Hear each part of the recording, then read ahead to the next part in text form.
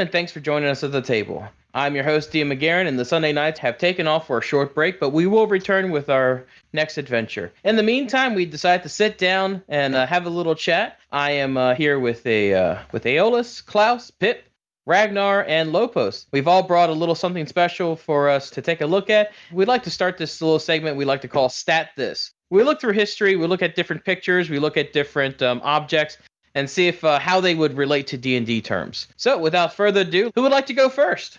Go in order here, how we have them posted, I guess. Yeah, go ahead. All right, so let's start with Aeolus. Aeolus, what do you have for us today? I picked Lincoln's top hat. This is... Wait, so this is actually Lincoln's top hat? They bronzed it, apparently. They did bronze it. Okay. Tell me a little bit about what you think. How would this relate to in Dungeons & Dragons or into tabletops? Well, I think if we were, if I had to pick a tabletop game that it would fit in, it would have to be. Oh my gosh, I can't believe I just spaced on it. The H.P. Lovecraft game, the tabletop. Call of Cthulhu. Call of Cthulhu. Yes, and I think that it would give a +2 to intelligence, and it would magically fit onto anyone's head. You do know how magic works in that game, right? Not entirely. Okay. In Call of Cthulhu, you play a normal person. And so any type of magic that you encounter actually drives you insane. If this hat was in Call of Cthulhu, there would be definitely something creepy about it. I think the ironic thing about it would be that, Lincoln did lose his mind. Yeah. Just not in the traditional way. So the mind of Lincoln rests in this hat. Yes. If you put it on, you do get a boost to intelligence, but now you have America's 16th president whispering in your ear. Yeah. Oh, yeah. Yes. I'd agree with that. Told her I did not want to go see another play. Oh, and best part about Call of Cthulhu is that you do develop phobias. If you wear the hat, you might develop a phobia of large crowds. Or of just plays in general. Or plays in general. You won't, if you want to go somewhere to go see a movie, you're like, no, I don't think we're going to do that. I'm good. Oh, no, everybody's like, especially back in 2018, 2019, the Hamilton on Broadway is huge. Yeah. You wear the hat oh yeah, I got tickets to Hamilton. You're like the only person that's like, no, a curse on you, a curse on your house, a curse on your family. I will probably be sick that day. Don't worry about me. Yep. Totally. Yeah, I can see that. All right. Well then, Lincoln's hat. Boost to intelligence. The spooky bit is that the ghost of Lincoln now whispers in your ear, and the phobia associated with it is phobia of plays and or large crowds. Every time he speaks in your mind, it always starts with 407 years ago. Plays tells you the whole speeches, and you're like, shut up. Can we move along? Right. Does anybody have anything else about Lincoln's top hat before we move on? I think it's interesting that you picked Call of Cthulhu because Deadlands takes place during the Civil War. Really? Yeah. It's actually after when the Civil War should have stopped, but because everyone was so busy dealing with zombies and abominations and stuff, the Civil War just kept on going, but they're in a stop-shoot agreement. I always thought it was when I pictured Deadlands after I looked at the cover, I pictured for some reason cowboys and aliens with Daniel Craig. I mean, it's not that far off, but instead of alien technology, it's all about demon powered technology. I'm actually really excited to play that game. Yep, nice plug there. All right, so let's delve into that a little bit. So for Call of Cthulhu, we have a version for Call of Cthulhu, but let's see if we have a version for Deadlands. What exactly, and I'm still learning the magic system of Deadlands, so I'm not as up to date on it as much. I do know it has a lot to do with spirits and that kind of things, right? That is correct. It is about ancient elder demons that are fueled by the fear of man. So what they do is they create abominations to come onto Earth and scare humans and just cause ultimate fear that goes back to the demons in the afterlife known as Deadlands. Okay. So would Lincoln's hat be something that would combat those demons? Lincoln was known for his very inspiring speeches. Yeah, I haven't looked too far into Lincoln. I'm sure that there's plenty of lore on them. I've been reading like crazy to get us sped up for next season, but I haven't seen anything specifically on it. But I would imagine a lot of items throughout history end up being imbued with either magical or blessed properties in order to fight off demons, or possibly to give you a leg up on, like, Lincoln was a great speech person, so maybe it gives you a +2 to your speech. I like it. Anybody else want to put their 2 cents in? Lincoln humor, ha ha ha, because No, he's on the penny. I'm not as familiar with that game, so I don't want to put in with that one. Sorry. Me either. All right, then let's head over to Pip. Pip, what have you brought us today? I've brought us Gandhi's sandals. Actual Gandhi sandals. Yes, Gandhi person, his sandals that he wore. Okay. I would say that they would give you a very high plus to your persuasion, but only if that persuasion would be to a lawful good end. Also, they would have a negative effect that says you cannot attack anything unless you are first attacked. I would say even like maybe a +10 to the persuasion, though, like a very high, but they'd be a rare item probably. So that kind of reminds me of an ability or a feat that was that you take in 3.5. You're basically a pacifist, right? Mm-hmm. So you can't do lethal damage to anything. You can't attack and lethal damage. You can't do anything, but you got bonuses to a lot of, like, you got bonuses to AC, you got bonuses to skills. So I like the idea. Does anybody else want to chime in real quick? I was trying to think persuasion. I think that might actually be a good aspect of it. I think probably would have something to do with either constitution or dexterity also, because of, how he did his starvation. I can't think of the word, but how he held up with not eating and drinking. So I feel like it would have something to do with his dex or constitution also. Yeah. Anybody else want to chime in? How about a +1 to acrobatics check? Because he was a yogi. For Gandhi, I think we can give an all-around dexterity boost for this one. So dexterity boost plus, I would say, if we're talking about 5th edition terms, a lot of their items would give like advantage. So you get advantage on persuasion checks. Okay. Because it wasn't just towards, lawful good people. Like he spoke to everybody, trying to bring peace. And he's the father of India, and wanted to promote religious freedom. So people that Muslims, Hindu, anybody could live in India free of persecution. That's one of the things that Gandhi wanted to do, or is one of the things he accomplished. I wasn't saying it has to be against a lawful good person. I was saying it has, whatever he's trying to talk somebody into has to be a lawful good act, so that the shoes would not work if he was trying to persuade somebody into doing something bad or evil. Well, can an item have an alignment? It can, if it's if the DM rules it. there's sentient items, sentient weapons, and there's like artifacts, and it depends on exactly how the GM would want to make it to fill it in to determine whether or not if it was a sentient item and what if it had an alignment, or if it, because there's certain things in there that it's really kind of tricky, and it's kind of cool too at the same time. Yeah, I do like the idea of it being sentient. So the shoes themselves are sentient, and they drive the wearer to do good and to fight for freedom, but in a pacifist way. Yeah. There's drawbacks to it too. So if you for a sentient weapon, if you wanted, it's not like a curse per se, but the item has its own ego, so it's going to tell you that this is the only thing you can do. So if you try to do anything else, then you're going to find yourself in a conflict with the item, because it's always going to want to do the thing it wants to do, but you want to do the opposite of it. Yeah, that's how I'd imagine it. Like, it would not let you, or at least it wouldn't aid you in any way of being a violent first kind of person. It wouldn't give you any bonuses then if you were trying to be violent first. What rarity would you give these magic items then? Well, if they're just advantage, then maybe uncommon. But if they're going to be more of a plus rather than advantage, then they're definitely going to be at least rare. So right now we've been talking about +2 to dexterity, and advantage to persuasion checks, plus disadvantage to any attack rolls made while wearing the sandals, and the sandals are sentient. Yeah, that might be rare. Yeah, I'd say that's rare. Yeah, it's probably rare or legendary. Anybody else want to put their thoughts into these? No, thanks. Okay. Well, how many shoes did he have? Those are a picture of the ones he wore the entire prison sentence. So I'd say those are the most special ones. Sounds pretty legendary. I get what you're saying, Lopez. But yeah, he probably did have a few different pairs of shoes throughout his life. So there might be multiple ones, but I'd say those are probably the best ones to get. some magic items actually have like different rarities. So like the rarer the item is, the more powerful it is. So you're saying that there's uncommon ones that just give you the advantage to persuasion checks, but don't have any of the drawbacks. Those Yeah, might right. be- Like the ones earlier in his life. Oh, okay. I like that. All right. Gandhi's sandals. Uncommon magic item.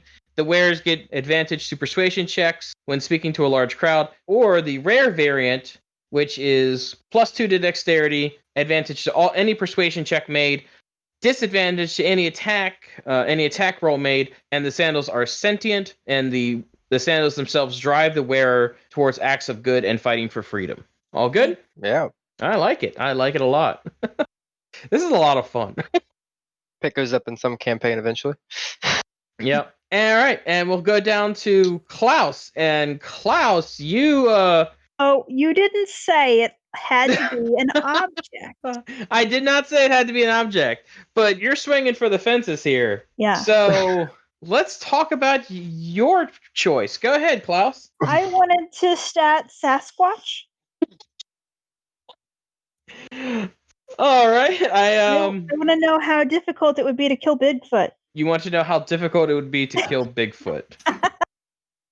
All right. So, my thoughts on Bigfoot automatically drives to the 5th edition monster that is called the Yeti. So they do have stats for a version of Sasquatch called the Yeti. So we'll start with that stat block. So for the stats for the Yeti is Strength 18, Dexterity 13, Constitution 16, Intelligence 8, Wisdom is 12, and Charisma is 7. So I feel like in my heart of hearts, just in my heart of hearts here, I feel like the Sasquatch would probably have a higher intelligence. Yes. Yeah, I was about to mention that as well. It has avoided people for... How old is like Bigfoot? How old is the legend of Bigfoot? That's the thing, we don't know. I would say it's gone back to Native American like times. Well, what's interesting about the Yeti and Sasquatch and stuff is that every single culture in every single part of the world has some form of the Bigfoot legend. You mean like a Yeti or a Bigfoot? All cultures also have dragons. So. I feel like the Sasquatch or the Bigfoot, he would have at least 1 or 2 legendary actions. Oh, we're putting him at that level. Dang. King Kong versus Godzilla. I'm probably butchering this. The name Bigfoot first gained renown by a Wyandot chief with that nickname in the 1830s, who derived his name from the immense size of his feet. His height considerably extended 6 feet,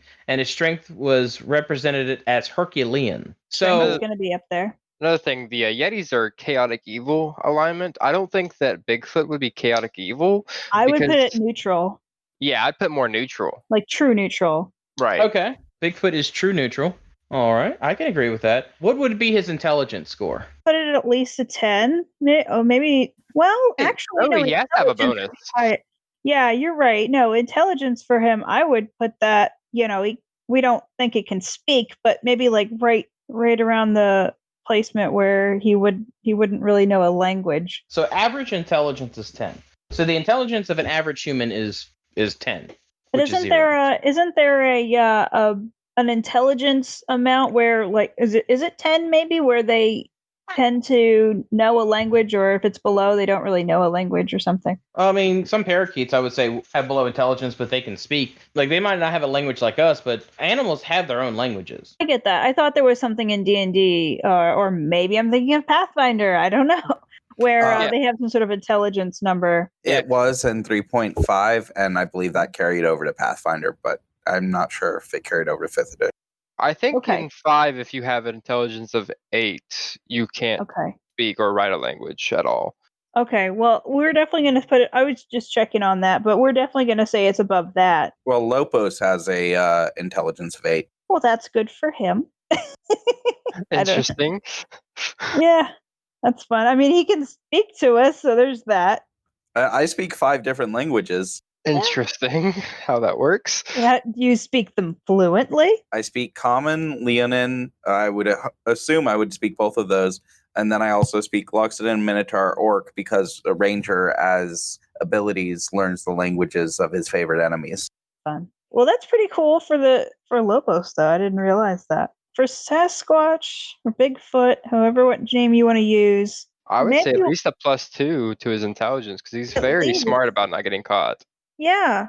Okay, so you're saying that. Or So, at the very least, if not high intelligence, we definitely want to give him at least +2 or 3 to stealth. so the Yeti has, for skills, he has a +3 to perception and a +3 to stealth. Yeah, that's going to carry That over sounds for sure. Yeah.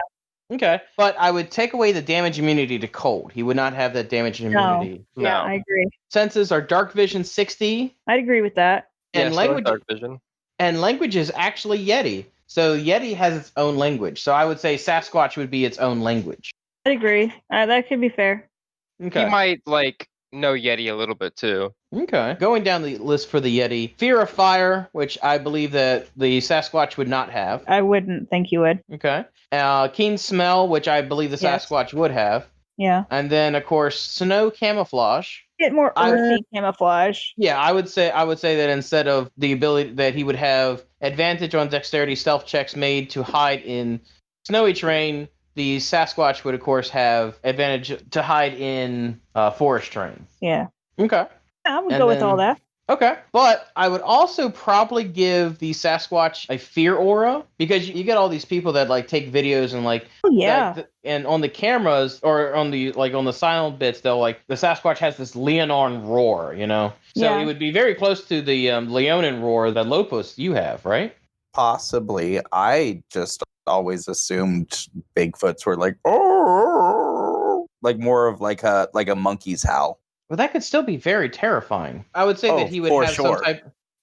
some type of fear ability, because he'll hide and he doesn't want to do combat. But if you get too close to him, he'll try to scare you away from him. It's like, don't come any closer to me. I'm a That'd be big scary plus to monster. Intimidation. That'd be plus to intimidation then. Yeah, so it's daunting roar. So yeah, that would definitely be a possible What is thing. what is challenge daunting rating? roar? As a bonus action, once per short rest, creatures of your choice within 10 feet that can hear you must succeed on a wisdom saving throw, DC 13 for me, or become frightened of you until the end of your next turn. I would say that's a perfect ability for. Yeah. Yeah. Sasquatch also has an ability to make any camera aimed at him very blurry. Well, no, that's a thing. That's an actual thing that know. happens. So would he have some type of blurring ability? J.J. Abrams lens flare. Anytime someone puts one at it. But no, someone tries to look directly at the Sasquatch. Would he have some type of glamour or fey or some type of fey ability? Say glamour or fey ability, maybe. I mean, you might even be able to put it as some sort of slight magic ability where he's just, I don't know, non-photogenic. I don't know. Okay. No, but okay, so the Bigfoot, the Sasquatch, some people say he's a spirit. He's not actually a creature, but he's a spirit. So the closest thing to D&D terms for that, he would not be an undead. He would be a fey, right? Okay. I see Right. that. So he's he might be what we would consider in D&D terms. Have you ever heard of the furbolgs? Right? Has anybody Yes, heard I of? love playing furbolgs. I'm currently playing one in another campaign I'm in. Okay, furbolgs. I don't know if a lot of people, I guess, come into 5th edition. They see the furbolgs kind of have the cow nose or the cow ears and the nose. And to me, that's not a furbolg because in 3rd edition, furbolgs were big Viking giant looking motherfuckers. So I did a little research, and in fact, the stats that they use, that furbolgs are giants, but the stats that they use for 5th edition are what is known as Fey-touched furbolgs. That is correct. These furbolgs have went into the Fey and were changed, and so they're not actual furbolgs. They are a sub-race of furbolgs. So if we consider it that way, the Yeti went into the Feywilds, and then the Feywilds changed them into a sub-race, which would be the Sasquatch. Ooh. Okay, that's cool. And so these creatures are not monstrosities anymore. They are Fey. So they would have some type of glamour or some type of like a blink dog kind of ability. Would you say it's maybe they just have a spell that makes them? I wouldn't say a spell. It would be more like a spell-like ability. Like blink dogs have a spell-like ability. Displacer beasts have a spell-like ability. They are Fey creatures. So that, to me personally, that's how I would interpret it. It would be some type of blink ability. Okay. But I want to hear your thoughts onto this. I'm just wondering if a Sasquatch can maybe just cast some minor stuff. Would they be able to cast jump, or they just naturally can jump that high? What, the Sasquatch? Yeah. I don't think I've ever heard of anybody seeing these things jump. Ooh. What about Expeditious Retreat? That's another good one. I feel as though they would probably have some innate abilities. Okay, like what? Perhaps since it's hard to see them, maybe like a Misty Step type of innate feature where he just was at one place one time and then disappears and shows up right next to you, and you're like, oh, where did he come from? Well, we discussed it being like a non-photogenic thing, but we don't know if that's like due to magic or how we have that related. But there are stories where they see it and they go to the spot and it's gone. So like a Misty Step ability would be a very cool thing for it to have. Yeah, I believe it needs to have something like that, Misty Step or something similar. He's there 1 minute and then gone the next, and then you're seeing him somewhere else. So I think that would be relevant. Okay. Now you were saying that it has legendary action. Would that be its legendary action? I don't believe that would be a legendary. I think that would just be like an innate ability that he could choose to. I think he could probably do Misty Step at will. Like, I agree, like at will. So far what we got is a Misty Step ability, right? Mm-hmm. We have a Misty Step ability. So what would be its legendary actions? So the legendary actions are the actions that it takes at the end of somebody else's turn. So like if you're in combat with this monster or with this creature, what would be the legendary actions that it would be taking to make it more formidable? It could just disappear or move or transport, whatever. Its roar could be one of its legendary actions. Like, that's true too. I mean, I feel like it really doesn't want to be seen. Yeah. So like it would be something to like get the person away more than trying to fight it. Yeah, it would avoid combat at all costs, but if you did finally nail it down into combat, it'd probably be pretty formidable as well. Oh yeah. Okay, so one of the legendary actions would be that roar to get people to get away from it. What would be normally when people have legendary actions, it's usually 2 legendary actions. So what would be the second one? What would you think it would be? You know how there's a mold earth spell? Like mold into earth? The cantrip? No, like mold into earth, it's a spell. Oh, okay. You become one with earth. I'm gonna think he's gonna have a similar one, but it's just like become one with like nature, and like he just like goes into a bush and he just disappears. The bush. That's actually a very interesting thing is that that dryads have that ability. They can go into a tree and they can actually move through the forest like that. Yeah, that's how I imagine. He just goes into a tree and just like moves through nature and he's gone. And it kind of brings back to the fact that this is a Fey touch creature. So again, we're going to like, yes, the Sasquatch is a Fey. Yeah. Okay. Well, going back to the Furbolg thing, Furbolgs can turn invisible on command. Can they turn invisible on command, or can they cast the spell invisibility? They can turn invisible as a feature, as a trait, as a racial feature. Oh, okay. They can only do it once per short rest, but yeah. All right, so there we go. We have the Yeti variant, the Fey Touch Yeti, or the Sasquatch, a Fey that can. It's basically what it doesn't want to be bothered, so it tries to get out of combat as best it can. Yep. I like it. I like it a lot. Before we move on, anybody want to say any more? I think it had like the same attacks though, if it ever like got pinned down in combat as about the Yeti though. Yeah, I wouldn't change too much about its attack, but its abilities would probably bring it up to about a CR4. Right. All right. Anything else? Sounds good. Moving on, we have Ragnar. Ragnar, go ahead and tell us what you brought to the table today. I came up with this idea on the fly. I know a lot of people have heard about the legend of Midas and how he touched everything was to gold. So my example would be like a golden apple, and this would be like a magical item that you could do up as an artifact. It would have two minor beneficial properties, 1 major, and then 2 detrimental abilities. So this was an apple that Midas touched? Yes. Okay. So you're talking about this being an artifact. So artifacts, they have minor and major, but they also have their own unique abilities. So what would you think that the unique ability of this would be? Would this be more of a cursed item, or would this be more of a beneficial item? Actually, it'd be more of it would probably be more of a cursed item than beneficial, but it would seem beneficial to you at first until you discovered the detrimental parts of it. Anybody want to chime in? What would be more of the detrimental parts? Because I see it like as like a healing spell kind of item. No. So, are you familiar with the Midas Touch tale? I am, but like, I'm trying to think of it as a D&D thing. Like, I mean, the D&D thing would essentially be the way the tale goes, where I would say that the item would be imbued with the touch of Midas, which would be. Oh, that you're taking it that way. Yes.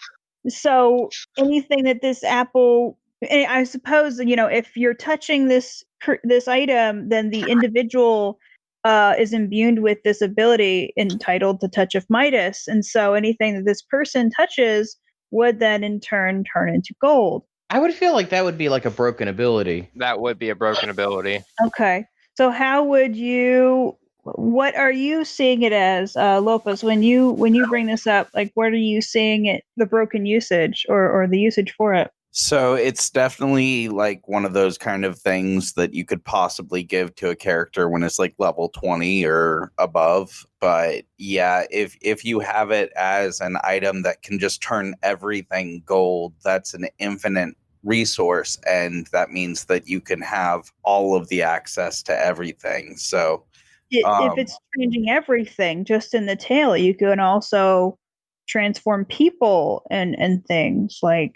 What if the item itself, instead of giving the person the ability to turn objects or people into stone, what if it gives them a high bonus to the appraise skill? So as you talk about this is what I thought. This is what I came up with for, like, if it was just let's say it wasn't a curse item. Let's say it just was just a magic item. It was an artifact, something you had to go and find. But it's going to have some minor abilities, major abilities, and then the minor abilities. So one of the things I thought about was, like, when you pick up this apple, you would become immune to disease. And then, of course, you would gain a proficiency in, like, a skill of the DM's choice. Like, for instance, like you said, maybe it's a proficiency in investigation because you're looking for treasure and stuff. And then you would gain, like, anytime you're looking for treasure, you would have an advantage or skill check in your investigation to find treasure. One of the major abilities I thought of that would be beneficial would be that while you're tuned to this artifact, you can't be blinded, deafened, petrified, or stunned. Okay, so what about the hoard skill? Like, what if it gave you the ability to sense exactly how much treasure was in a room, like a dragon's sense of hoard? Yeah, that's exactly what I was thinking. And then the detrimental part of it would be, like, one of the examples that you could use, like, sometimes you find jewels, gems, and they can be worth more than gold. Well, one of the detrimental abilities is whenever you pick up treasure with this apple, that treasure turns to, like, instead of being its normal value, it'd be less value because now it's going to turn to gold and not as valuable. It's interesting you'll have, like, a positive enforcement with this, whereas, with me and the understanding of the tale, I always had a negative light on it all. So it doesn't have to be negative. You don't have to. You can make it. No, this doesn't have to be negative. This is whatever we want it to be. I know that you guys are not too familiar with Theros, okay? Mm-hmm. But have you guys heard of molten bronze skin? No. Yes. I'm assuming it's a spell. Nope, it's a magic item. This magic armor appears as a jug of molten bronze. When you attune to it, the bronze adheres and contorts to your skin. The armor can be worn under normal clothes, but doesn't impede bodily functions. Once you put it on, it can't be removed unless you choose to do so. While wearing the armor, you have resistance to fire damage. The armor doesn't impose disadvantage on stealth checks. So maybe the curse is a little bit different. So when you touch the apple, instead of you turning things into gold, it turns your skin gold. Or it gives you a golden hue to your skin. Right. Creates like a defense. Yeah, so if you're looking at an artifact, it turns your skin to gold. The thing about it is that you won't be able to take it off. Like, the only way to take off the armor is to unattune to the apple, right? So you get resistance against fire damage, but your entire flesh and your entire skin is gold, is solid gold. Some of the things that could be, like, if you're gold, just think about if you're in water or something. I mean, you're not going to have, it could be detrimental to you because you won't have swimming skill. Like, you'd have disadvantage on your swimming because you're gold and you're sinking. Yeah, and it doesn't impede bodily function, so you still have to breathe. So I had an interesting idea, since it needs to be basically cursed how you guys are thinking of it, but I come from games where golden apples heal you. A lot of games do. And there's nothing that says you can't make this, like, something like that. Like, that could be one of the beneficial properties, like maybe not minor, but maybe major. You could do it either or. Like, it could give you like a cure light wound type thing as a minor, or maybe if you wanted something more beneficial, like a major beneficial, you could heal. Like, if it had an ability to heal the party, then you could have like a mass cure wounds on it as a beneficial property. Right. So I thought of a way to mix both.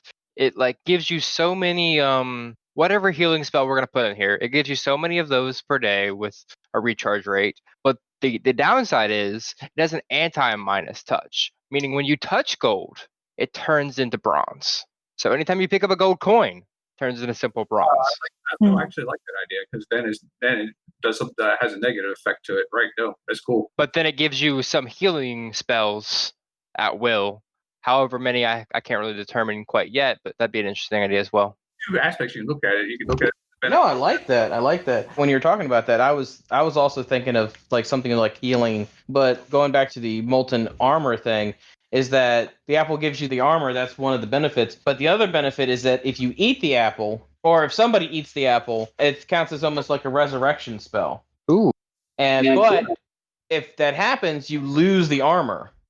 Right, the item's gone. Like the apple has like a hidden one-use ability. I do like that. I do like your take on it, that it grants you healing abilities. However, any type of gold that you touch turns into like lead or turns into something mundane, you know? Right. No, I like that. I like that a lot. So like you're just carrying around you're just carrying around like a crap load of silver coins. Like, this is my wealth.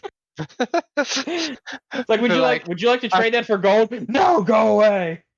No, eventually he get enough silver to get platinum, but he just cannot touch gold. And every now and then he's gonna accidentally touch some gold and be like, mother, because like he's gonna turn it into bronze coins, and those are basically useless. Yeah, but I feel like a way to get around that is just to carry around platinum. I mean, if you're a high-level character that has an artifact, you can get access to platinum. But as a GM, you got to write it in every now and then and remind them that they can't touch gold. All right, what do you guys prefer? So what is your favorite take on this item? Do you like the healing properties, but it comes with a golden downside, or do you prefer a different version? I do like the healing part of it and the detrimental part of it. That was my idea. Maybe y'all explained it, yeah. Okay. It could go a lot of different ways. Yeah, you can, and I think it depends on how you wanted to portray it, whether it had the upside or the downside. Because the downside, you can do the same thing. It has 2 detrimentals, 1 major detrimental, and then 2 minor beneficials.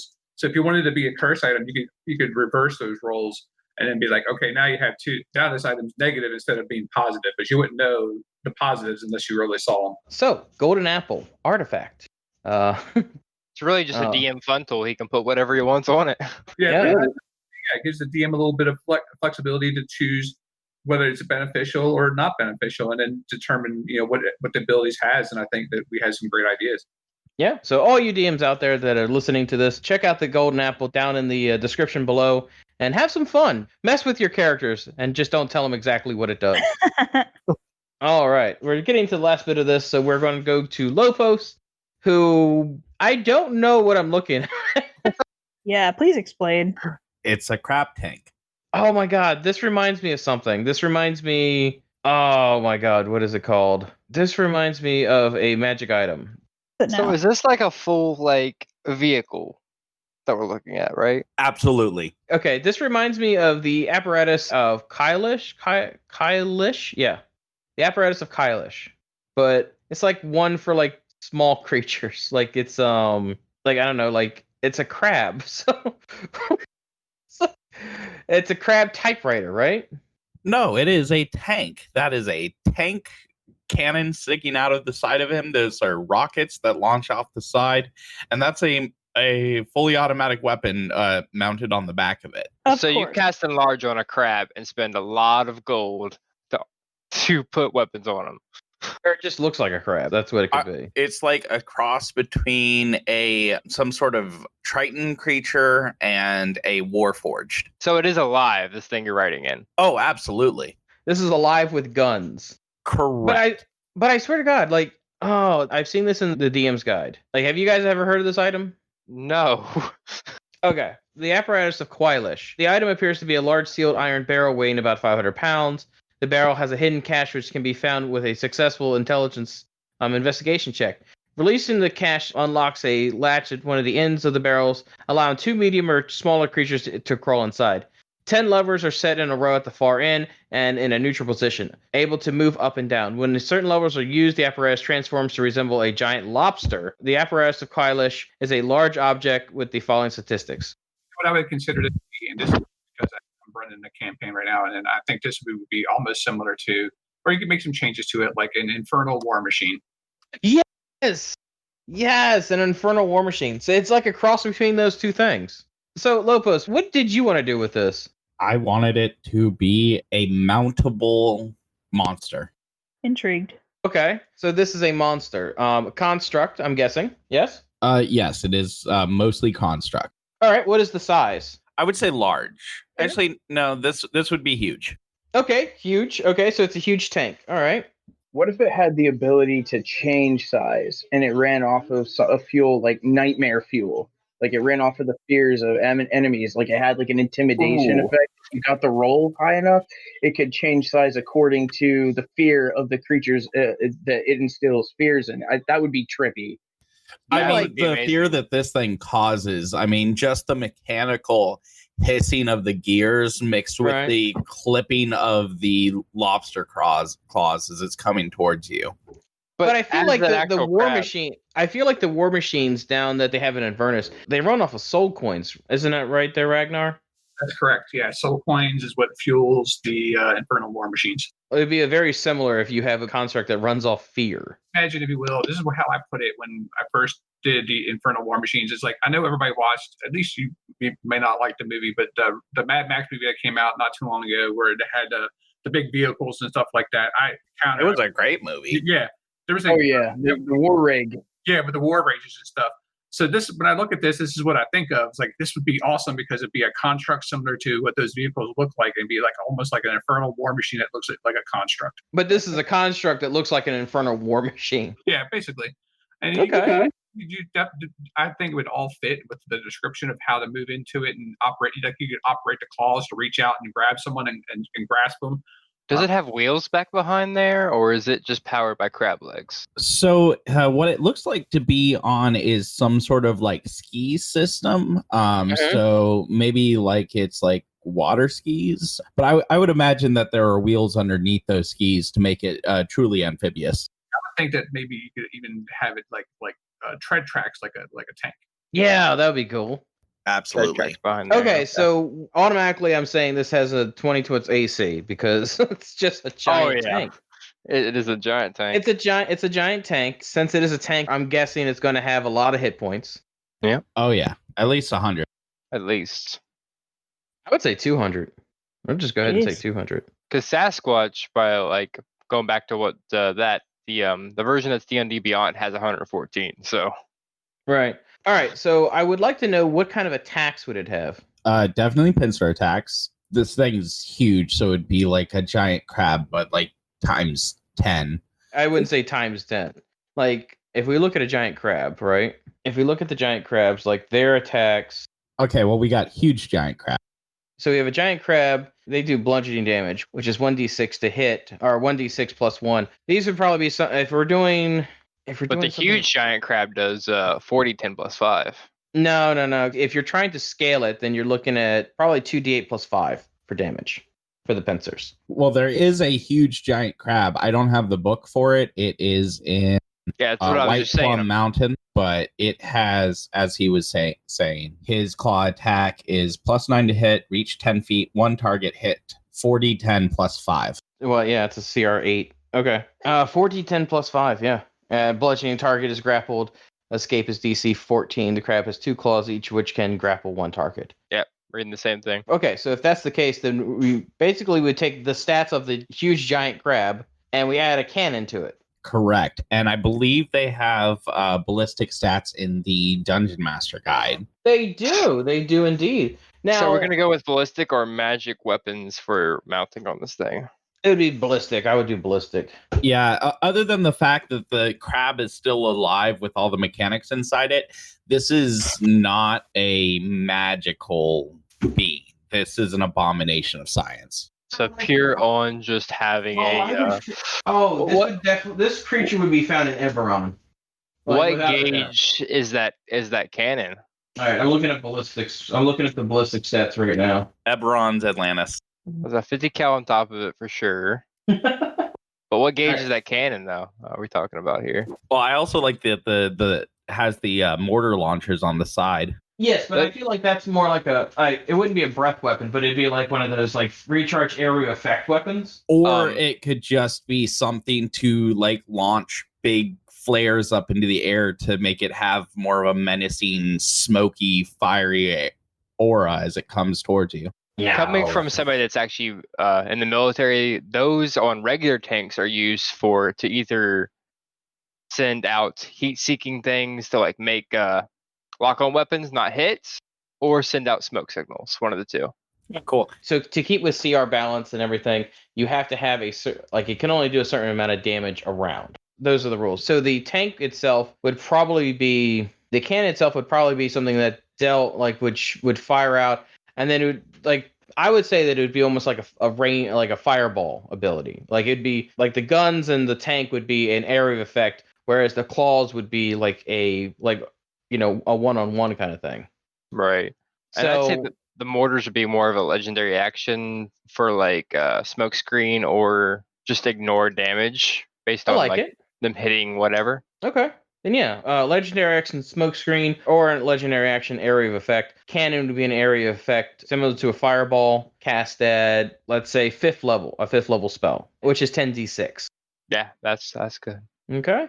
And all right, so I think AC is 20, hit points is 200, and then we have all the attacks. So yes, we now have the we have the crab tank, which are giant crab tank, which is an abomination of mechanics and a living creature.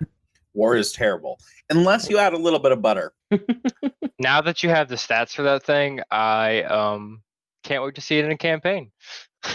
Thank you guys so much for joining us. We had a lot of fun tonight. Please tune in next week as we continue our story. Minstrels, play us out.